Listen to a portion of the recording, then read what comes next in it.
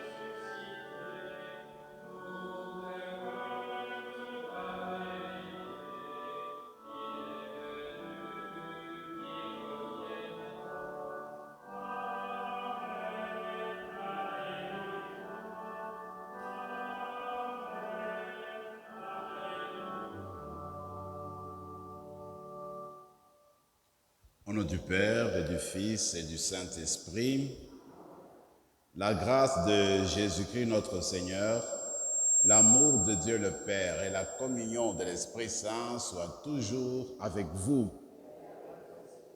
C'est le 5e dimanche du temps de Pâques que nous célébrons aujourd'hui. Et c'est toujours l'événement de la résurrection donc qui reste au cœur de toutes nos célébrations. Et cet événement, c'est l'événement qui apporte toute nouveauté au monde. C'est un événement unique dans l'histoire humaine. C'est un événement qui est source, qui est à l'origine de tout le renouvellement de l'humanité. Et si dans le christianisme, nous sommes invités à parler de la nouveauté, cette nouveauté reste greffée sur l'événement de la résurrection. Aujourd'hui, nous allons demander au Seigneur de renouveler nos cœurs, de renouveler notre amour, de renouveler notre espérance, de renouveler notre foi. Pour entrer en communion avec lui tout au long de cette célébration, commençons par reconnaître nos péchés, reconnaître nos manques d'amour.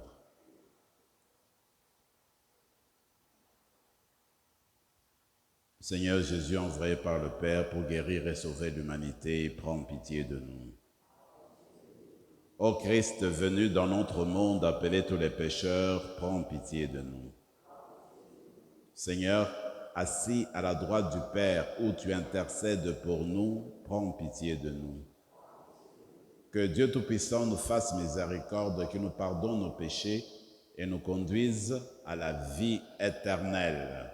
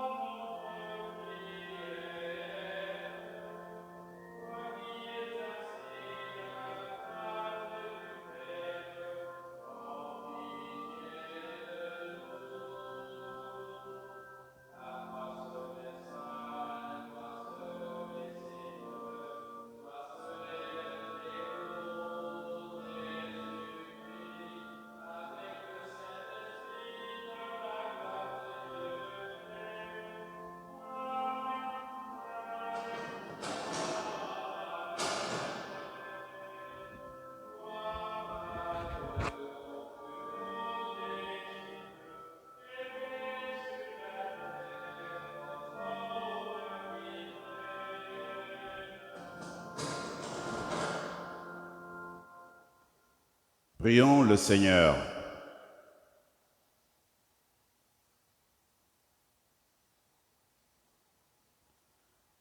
Dieu éternel et tout-puissant, continue d'accomplir en nous le mystère pascal. Soutiens et protège ceux et celles que tu as voulu renouveler dans le saint baptême, qu'ils portent beaucoup de fruits et parviennent aux joies de la vie éternelle.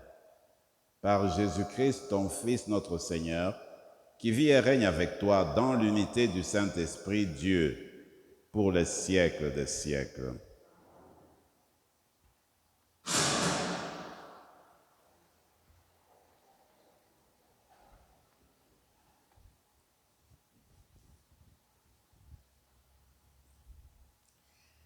Du livre des Actes des Apôtres. En ce jour-là, Paul et Barnabé retournèrent à Lystre, à Iconium et à Antioche de Pisidie. Il affermissait le courage des disciples. Il les exhorta à persévérer dans la foi en disant: « Il nous faut passer par bien des épreuves pour entrer dans le royaume de Dieu. » Ils désignèrent des anciens pour chacune de leurs églises et, après avoir prié et jeûné, ils confièrent au Seigneur ces hommes qui avaient mis leur foi en lui. Ils traversèrent la Pisidie et se rendirent en Pamphylie. Après avoir annoncé la parole aux gens de Pergé, ils descendirent au port d'Attalia et s'embarquèrent pour Antioche de Syrie, d'où il était parti.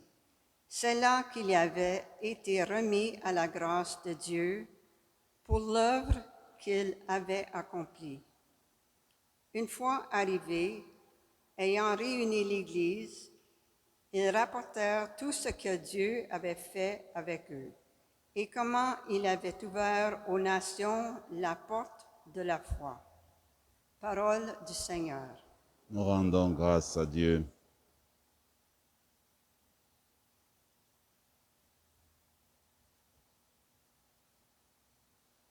La réponse au psaume: Mon Dieu, mon roi, je bénirai ton nom toujours et à jamais. Ensemble. Mon Dieu, mon roi, je bénirai ton nom toujours et à jamais. Le Seigneur est tendresse et pitié, lent à la colère et plein d'amour. La bonté du Seigneur est pour tous, sa tendresse pour toutes ses œuvres. Mon Dieu, mon roi, je bénirai ton nom toujours et à jamais. Que tes œuvres, Seigneur, te rendent grâce et que tes fidèles te bénissent. Ils diront la gloire de ton règne, ils parleront de tes exploits. Mon Dieu, je bénirai ton nom toujours et à jamais. Ils annonceront aux hommes tes exploits, la gloire et l'éclat de ton règne, un règne éternel, ton empire pour tous les âges des âges. Mon Dieu, mon roi, je bénirai ton nom toujours et à jamais.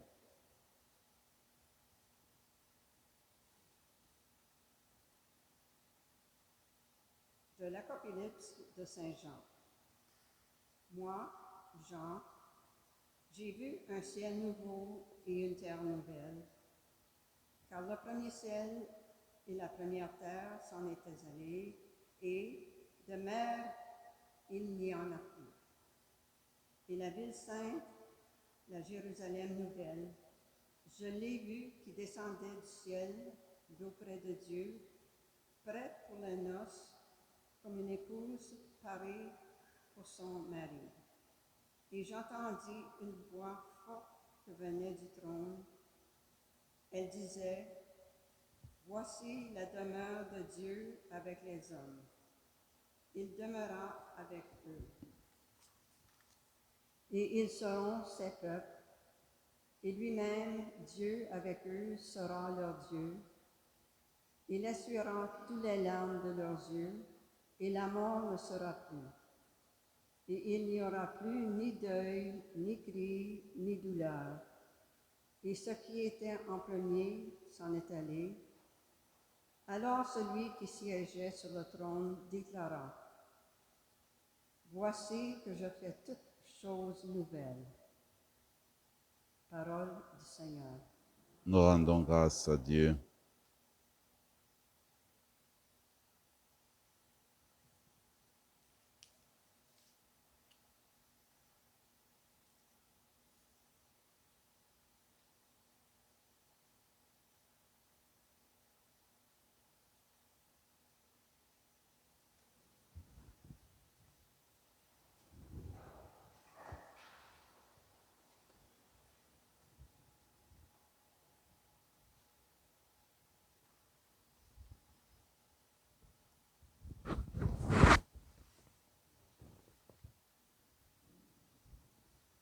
Alléluia, alléluia.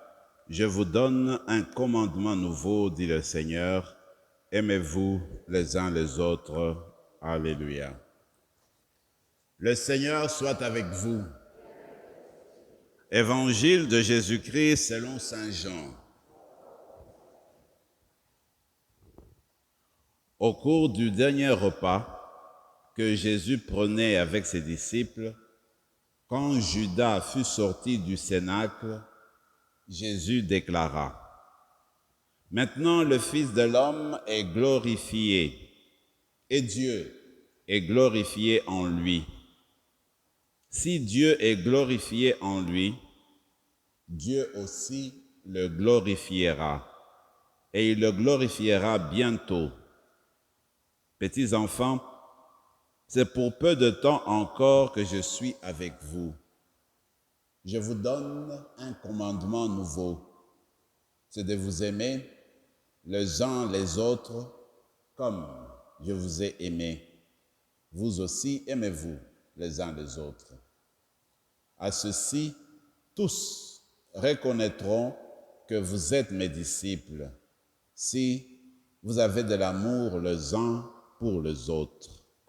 Acclamons la parole du Seigneur.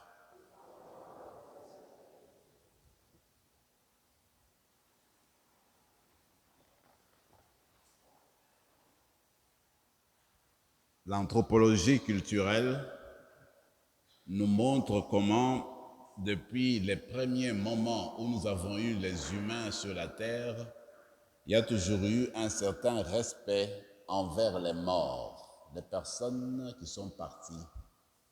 D'ailleurs, quand on regarde comment déjà dès le début, il y avait un certain rituel d'enterrement pour se séparer des personnes qu'on avait aimées et qui sont parties. Ça montre comment les êtres humains faisaient déjà attention aux morts. Si je vous parle de cela, c'est parce que dans l'évangile d'aujourd'hui qui est tiré au 13e chapitre de Jean, c'est un discours qui est reconnu comme le dernier discours de Jésus. C'est connu comme le dernier discours, comme le dernier adieu de Jésus. Et on l'appelle aussi les dernières volontés de Jésus. Toujours dans ce cadre-là, les humains respectent beaucoup, dans toutes les cultures, on respecte beaucoup les dernières volontés d'une personne, le testament laissé par une personne.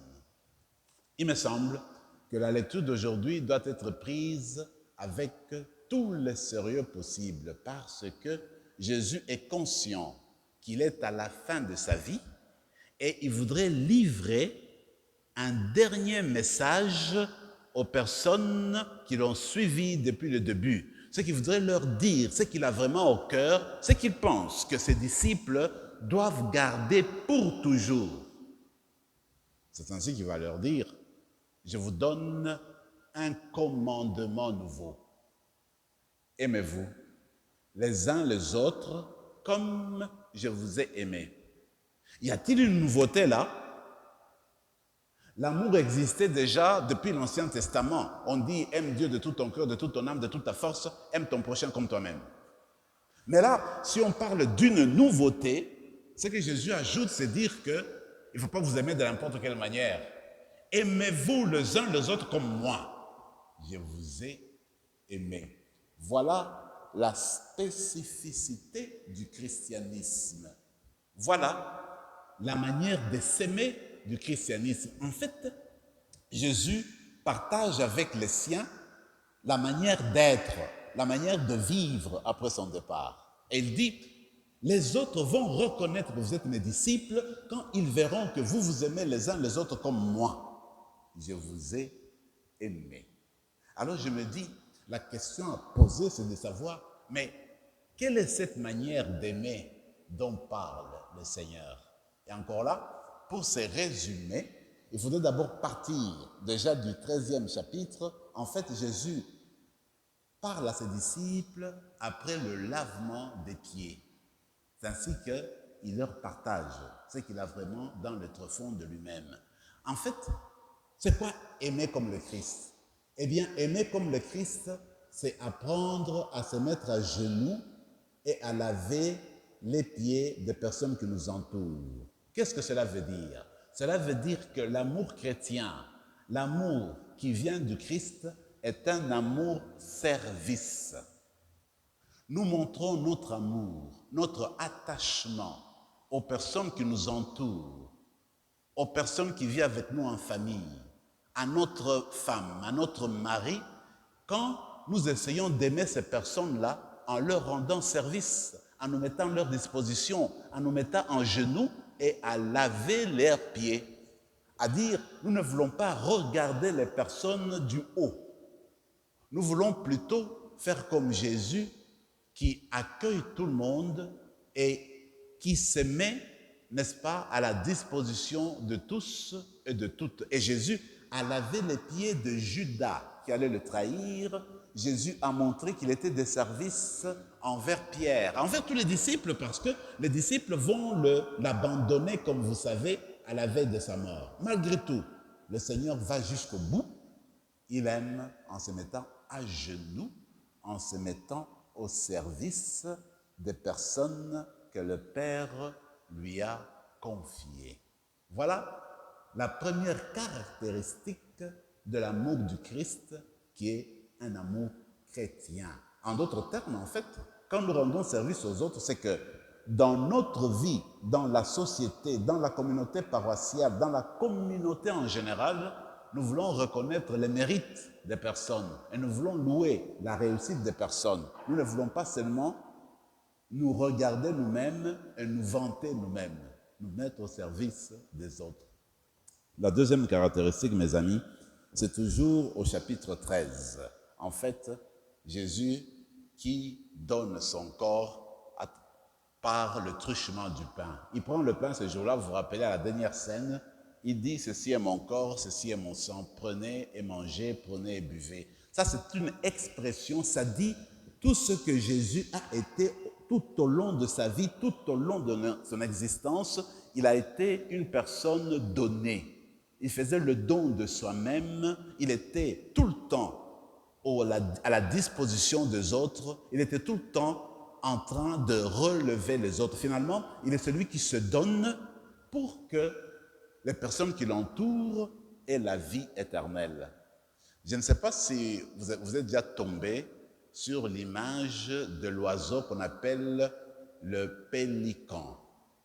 Eh bien, le pélican, c'est un oiseau, comme vous le savez, il est grand, un long cou, un long bec. Alors, le pélican a toujours été considéré dans le christianisme comme le symbole de l'amour du Christ. Et la légende, qui date déjà de longtemps, même du temps d'Augustin, dit ceci.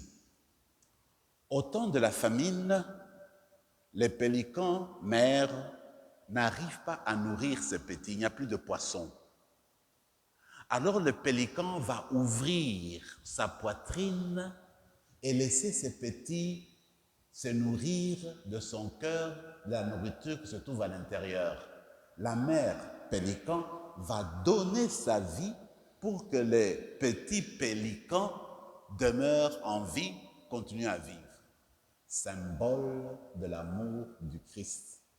Et le christianisme a toujours utilisé ces symboles. Quand vous allez dans les cathédrales du Moyen-Âge, même dans les cathédrales d'aujourd'hui, vous voyez des vitrailles, vous pouvez voir un pélican avec ses petits qui sont en train de manger au niveau de la poitrine. Comme pour dire, c'est le symbole du Christ. Donc, l'amour du Christ, c'est quoi? C'est un amour don. Un amour d'une personne qui s'oublie, c'est l'oubli de soi, et on se donne jusqu'au bout. On met sa vie à la disposition des autres. C'est aussi le symbole de l'Eucharistie. Voilà, à mon sens, comment nous pouvons comprendre le comme, aimer comme moi je vous ai aimé. Et donc il y a deux caractéristiques importantes, le service et le don de soi. La dernière chose, à mon avis, c'est comment vivre cela, vous et moi. Moi, j'aime beaucoup ce que dit le pape François. Il dit, en fait, l'amour, ce n'est pas ce que nous voyons toujours à la télévision. L'amour, ce n'est pas les téléromans, les paroles qu'on entend qui sont belles, qui font parfois pleurer, d'accord? Mais l'amour, en fait, dit, c'est du concret. L'amour, c'est du concret, c'est-à-dire ce sont des gestes que tu poses. L'amour, c'est quand tu donnes du pain à l'autre qui mange. L'amour, c'est quand tu rends visite à la personne qui est seule. L'amour, en fait, c'est quand réellement tu réponds aux besoins d'une personne qui est dans le besoin. C'est ça. L'amour, c'est quelque chose de palpable, de concret. Ce n'est pas des paroles. D'abord, c'est quelque chose qui se touche, qui se vit et qui se transmet. Voilà, en fait, l'amour chrétien. Vous et moi, nous sommes invités à exprimer cet amour-là, à le donner aux autres d'une manière concrète, en commençant avec, dans notre vie de couple, dans notre vie de famille, dans notre vie de paroisse, dans notre vie de quartier, dans le milieu de notre travail. C'est là que nous sommes appelés à démontrer que nous sommes des chrétiens. On raconte que durant le temps de Tertullien, le grand théologien qui est mort au IIIe siècle, en 220, à Carthage, on dit que les gens qui vivaient, les païens, ceux qui n'étaient pas chrétiens, en regardant vivre le chrétien, ils disaient « Oh, regardez comme ils s'aiment !» parce qu'ils s'aimaient comme le Christ les a aimés. Alors vous et moi, nous sommes invités à nous aimer comme le Christ nous a aimés. Et voici, je finis avec l'exemple que j'aime beaucoup de Sainte Thérèse de l'Enfant Jésus. Parce que Sainte Thérèse de l'Enfant Jésus, alors qu'elle vivait au couvent, elle s'est préoccupée jour en jour et se disait, mais quel était le sens de sa vie? C'est quoi qu'elle devait faire? En fait, elle était religieuse, d'accord, mais qu'est-ce qu'elle devait accomplir? Elle cherchait dans sa prière et tous les jours. Finalement, un jour, elle s'est dit, j'ai trouvé ma vocation. Ma vocation, c'est d'aimer. Voilà, il me semble que cette vocation-là, c'est la tienne, c'est la mienne. C'est la vocation de tout chrétien, de toute chrétienne. Aimer, comme le Christ nous a aimés. Amen.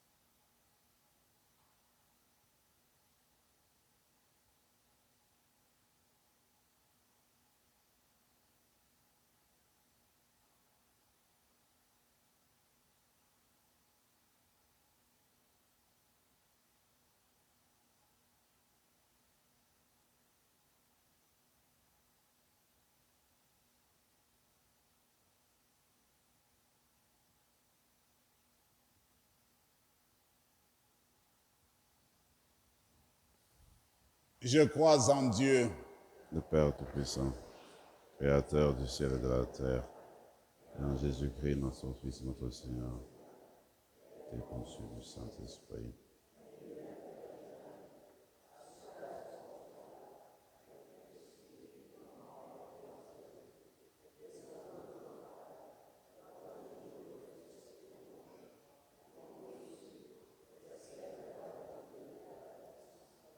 Dieu viendra juger les vivants et les morts.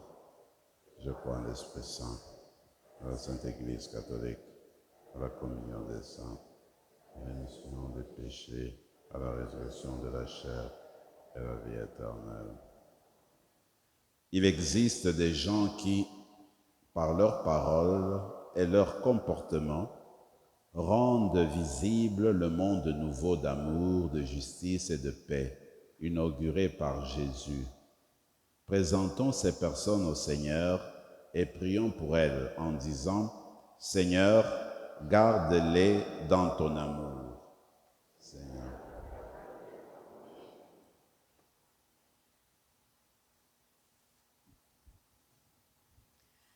Pour les hommes et les femmes qui consacrent leur vie à répandre la bonne nouvelle de la présence de la grande bonté et du pardon de Dieu, prions.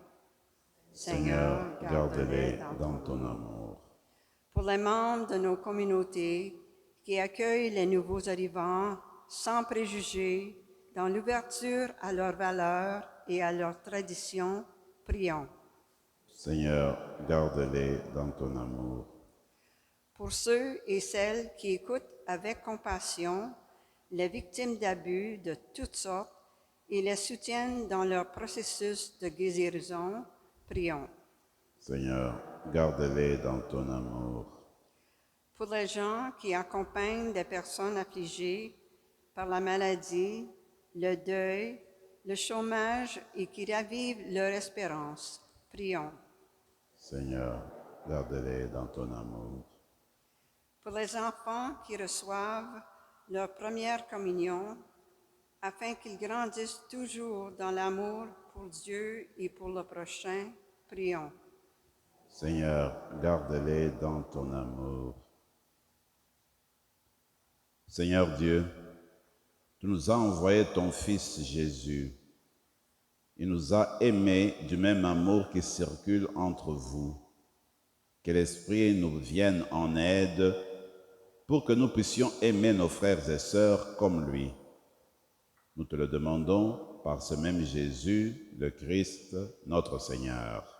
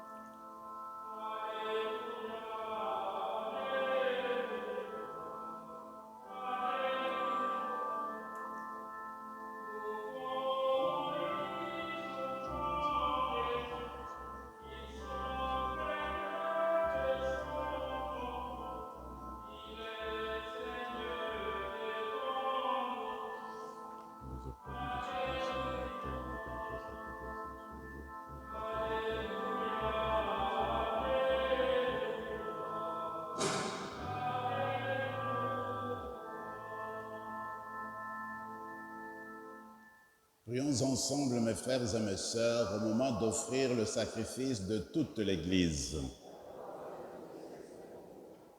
Seigneur notre Dieu, dans l'admirable échange du sacrifice eucharistique, nous avons reçu la connaissance de ta vérité. Accorde-nous de lui être fidèles par toute notre vie, par le Christ notre Seigneur. Le Seigneur soit avec vous. Élevons notre cœur. Rendons grâce au Seigneur notre Dieu.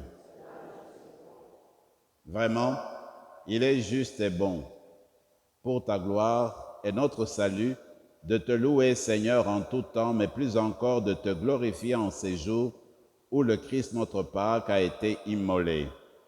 Par l'offrande de son corps, il mène à leur achèvement dans la vérité de la croix les sacrifices de l'ancienne alliance. Et quand il te remet son esprit pour notre salut, il est à lui seul le prêtre, l'autel et l'agneau du sacrifice.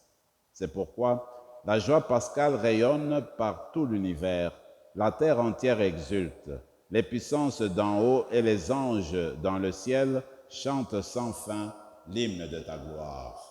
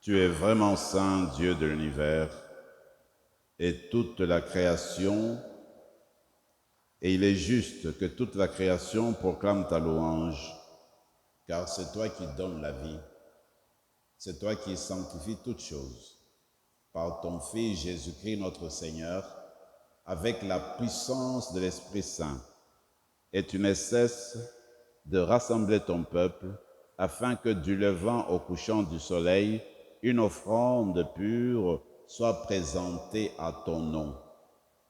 C'est pourquoi nous te supplions, Seigneur, de consacrer toi-même les offrandes que nous apportons. Sanctifie-les par ton esprit pour qu'elles deviennent le corps et le sang de ton Fils Jésus-Christ notre Seigneur, qui nous a dit de célébrer ce mystère. La nuit même où il fut livré, il prit le pain. En te rendant grâce, il dit la bénédiction. Il rompit le pain et le donna à ses disciples en disant « Prenez et mangez-en tous. Ceci est mon corps livré pour vous. »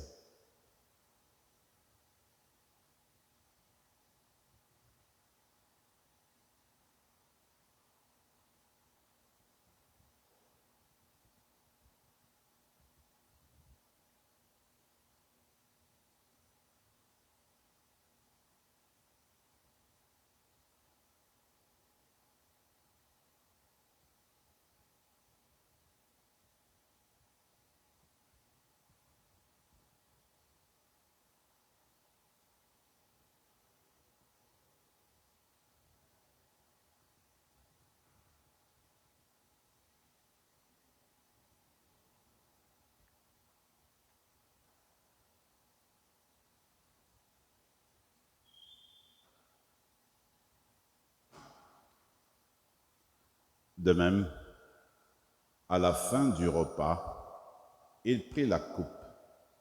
En te rendant grâce, il dit la bénédiction et donna la coupe à ses disciples en disant « Prenez et buvez-en tous, car ceci est la coupe de mon sang, le sang de l'alliance nouvelle et éternelle, qui sera versé pour vous et pour la multitude en rémission des péchés. Vous ferez cela en mémoire de moi. »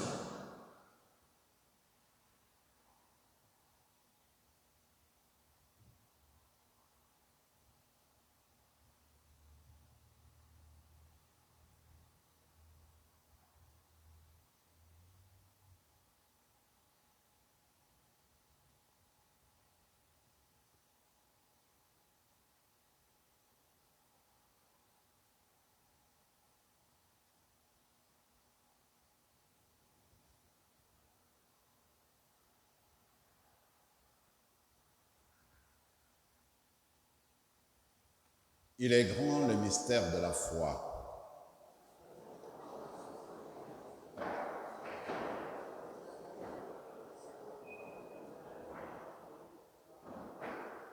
En faisant ainsi mémoire de ton Fils, de sa passion qui nous sauve, de sa glorieuse résurrection et de son ascension dans le ciel, alors que nous attendons son dernier avènement, nous t'offrons, Seigneur, en action de grâce, ce sacrifice vivant et saint.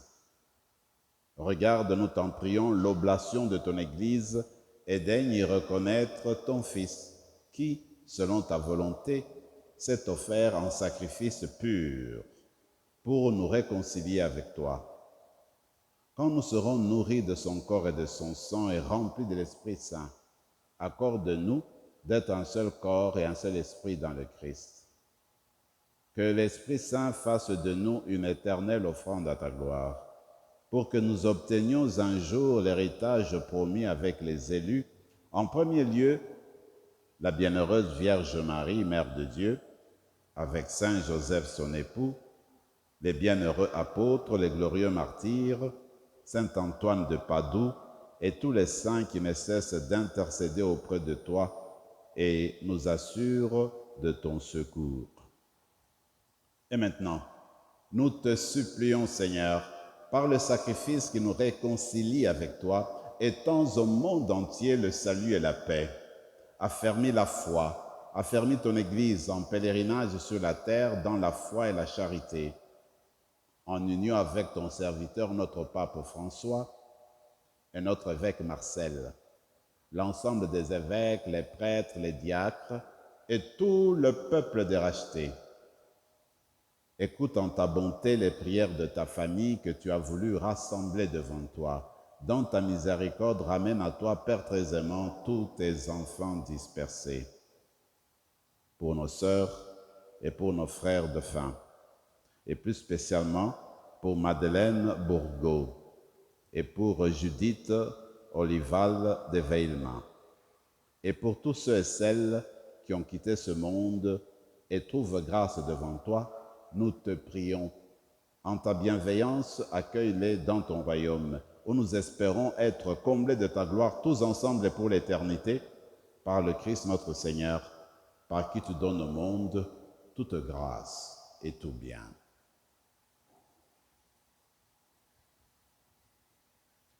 Par lui, avec lui et en lui, à toi, Dieu le Père Tout-Puissant, dans l'unité du Saint-Esprit, tout honneur et toute gloire pour les siècles des siècles. C'est parce que nous sommes des enfants du Père que nous sommes appelés à aimer comme le Christ nous a aimés. Nous sommes des enfants de Dieu, des filles et des fils de Dieu dans le Christ Jésus. Parce que nous sommes dans le Christ Jésus, nous sommes invités au quotidien à devenir comme lui, dans notre dire et dans notre faire. Demandons cette grâce-là par cette prière de notre Père. Ensemble, notre Père qui es aux cieux, que ton nom soit sanctifié, que ton règne vienne, que ta volonté soit faite sur la terre comme au ciel. Donne-nous aujourd'hui notre pain de ce jour. Pardonne nos offenses comme nous pardonnons aussi à ceux qui nous ont offensés. Et ne nous laisse pas entrer en tentation, mais délivre-nous du mal. Délivre-nous de tout mal, Seigneur, et donne la paix à notre temps. Soutenus par ta miséricorde, nous serons libérés de tout péché, à l'abri de toute épreuve. Nous qui attendons que se réalise cette bienheureuse espérance, l'avènement de Jésus-Christ, notre Sauveur.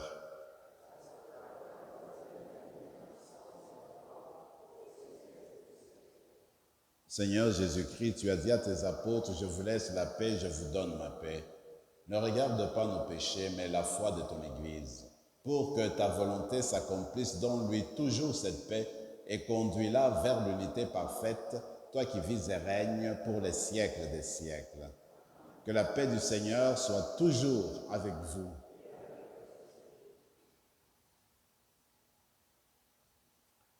Le corps de Saint Jésus qui a mis en ce couple, nourrissons-nous la vie éternelle.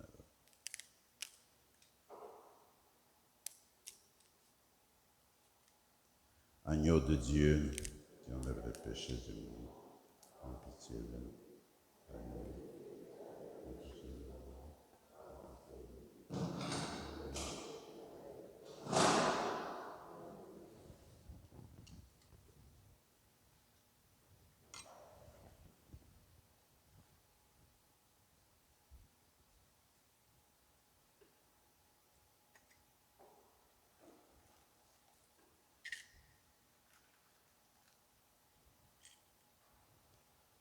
Seigneur Jésus-Christ, Fils du Dieu vivant, selon la volonté du Père, avec la puissance du Saint-Esprit, tu as donné par ta mort la vie au monde.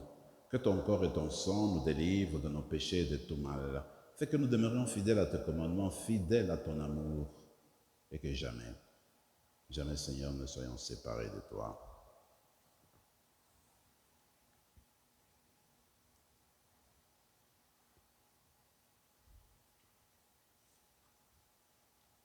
Voici l'amour de Dieu. Il est l'agneau de Dieu qui enlève le péché du monde. Heureux les invités au repas des noces de l'agneau.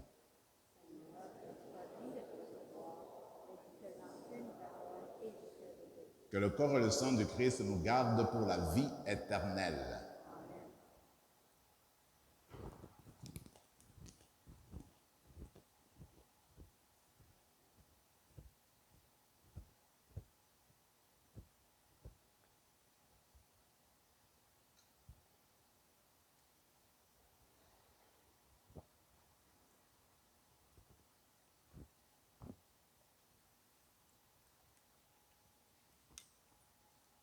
Le corps du Christ. Le corps du Christ.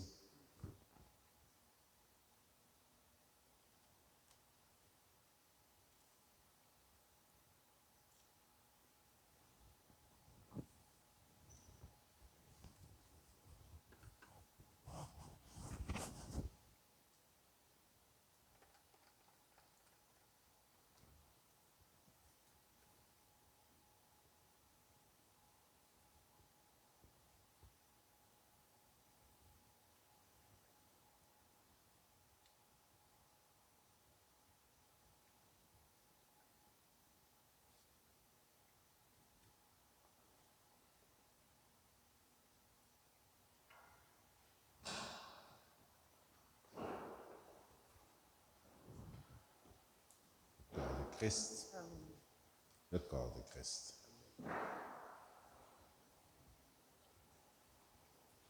Le corps de Christ. Le corps de Christ. Le corps de Christ. Le corps de Christ. Le corps de Christ. Le corps de Christ. Le corps de Christ. Le corps de Christ. Le corps de Christ. Le corps de Christ. Le corps de Christ. Le corps de Christ. Le corps de Christ. Le corps de Christ.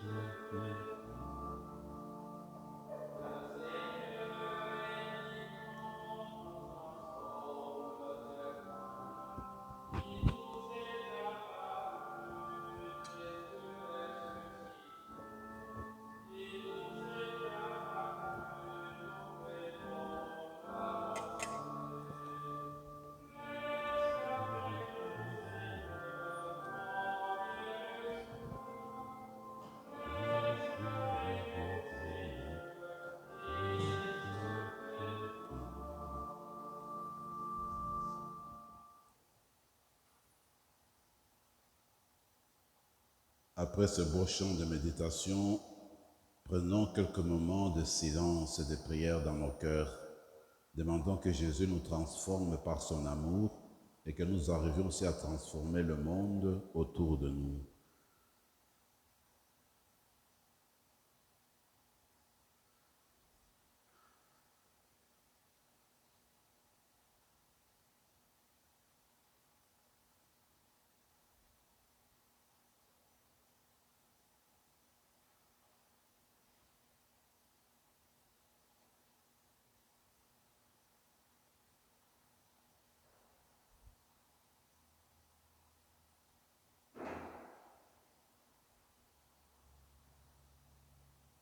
Nos prières, Seigneur, nous te les adressons par ton Fils qui vit et règne avec toi maintenant et pour les siècles des siècles. Prions encore le Seigneur. Dans ta bienveillance, reste auprès de ton peuple, nous t'en prions, Seigneur.